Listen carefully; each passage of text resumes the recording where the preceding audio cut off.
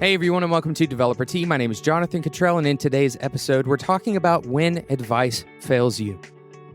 On Developer Tea, we give you a lot of advice, and hopefully that advice has helped you in many situations. We have people who ask questions. They send in questions to developertea@gmail.com.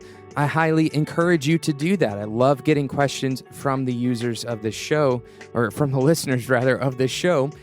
We also get a lot of great conversation happening on the Spec Slack community. If you go to spec.fm/Slack, you can see some of those conversations. A recent conversation talked about the idea that inspired today's episode.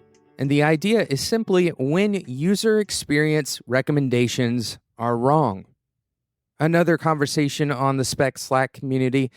They were in the Developer Tea room and they were talking about Polymer. And they were talking about the positives and the negatives of Polymer. And this kind of also feeds into our discussion, the plug and play concept, and when that is useful and when maybe it's a little bit more hurtful.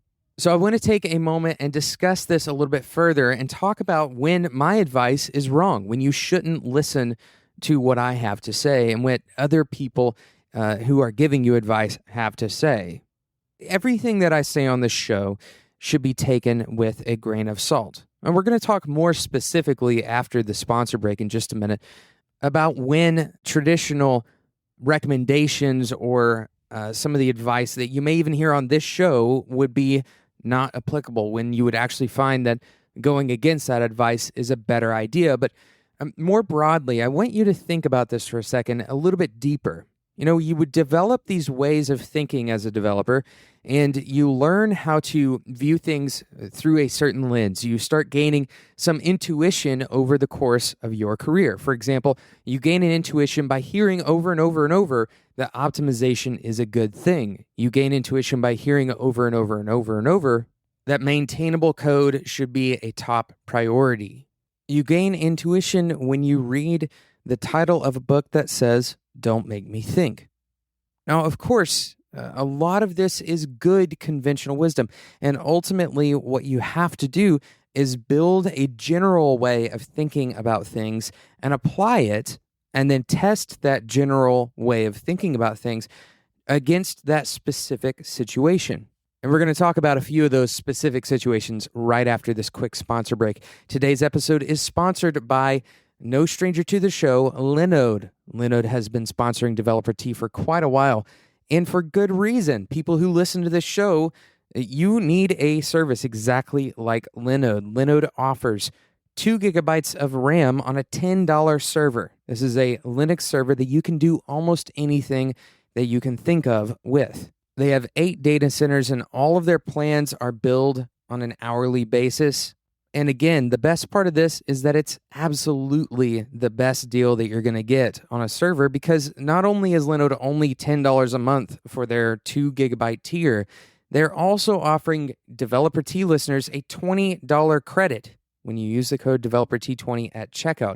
So go and check it out, spec.fm/Linode. That's spec.fm/Linode. That will take you directly to and apply that special code, DeveloperT20. That gives you $20 of credit at Linode. Thank you so much again to Linode for sponsoring Developer Tea today and many other times in the past and into the future. Thank you again to Linode. So we're talking about when conventional wisdom or advice doesn't serve you well. As a developer, you need to be able to look at the specific scenarios that you are facing and apply this knowledge that you have, the general rules that you use about development. So, for example, the discussion that inspired today's episode was in the general room in the Spec Slack community, and we were talking about logins and when logins are too simple. As a general rule, we know that it's important to make the user's login experience as seamless and simple as possible. We want people to log in very easily to our application, assuming they have the right credentials. But there are times when you want login to be a little bit more difficult. In this specific scenario that was discussed in the Spec Slack community, one of those times may be when your application is dealing with sensitive information. For example, in this case, the health information for you or your family, your private health information that you don't want someone else getting a hold of. And the reason this is so important to think about is because if someone feels like your application is not secure, which was the case in some of the research that was being done by these individuals, if someone feels that way about your application, they may not use it at all anyway, right? So it's important that your specific scenario, in this case, your health information, that you use the user's actual scenario to make those decisions about your user experience. For most users with something like sensitive data, for example, a bank login, it's likely that you want to give them the sense of security that a multi-step login provides. Another example of this was not necessarily discussed in the Spec Slack community, but creating a beta invite experience is very likely that if the beta is ready for 100 people, that it is also ready for 1,000 people. Now, the only bottleneck here may be customer service or some kind of customer support. There may be an actual bottleneck there, but most likely what people are creating when they do a beta invite experience is some level of psychological benefit. So even though the tech would allow you to scale as quickly as possible, you may decide that the psychological benefit of feeling like you're being invited to something exclusive, that may prove to be just as valuable as scaling quickly. Another example is building applications mobile first as a rule. Now, this one's going to be probably the most controversial example in today's episode because, as a general rule, progressive enhancement is going to be more cost effective for a given scenario. But if you know that your target application will always be run on desktops, or even in the 95% use case, it's going to be run on desktops, and that the mobile experience is always going to be underserved, then it is not unreasonable to go against the conventional wisdom of building your site, in that case, mobile first. What this comes down to is doing your homework, doing your research, understanding what your user is going through. Not only what your user is going through, but what they are thinking about. What are their priorities? What do they prefer? How do they feel when they're using your application? While most people are in a hurry, they will likely slow down to secure their health data.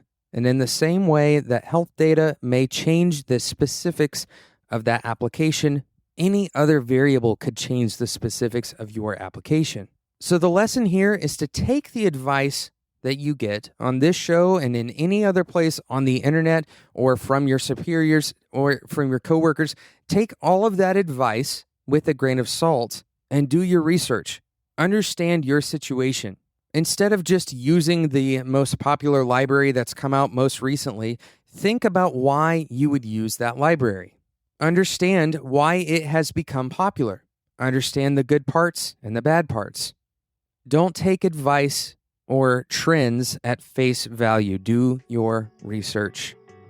Thanks so much for listening to today's episode of Developer Tea. I hope you've enjoyed our discussion on when to listen to advice.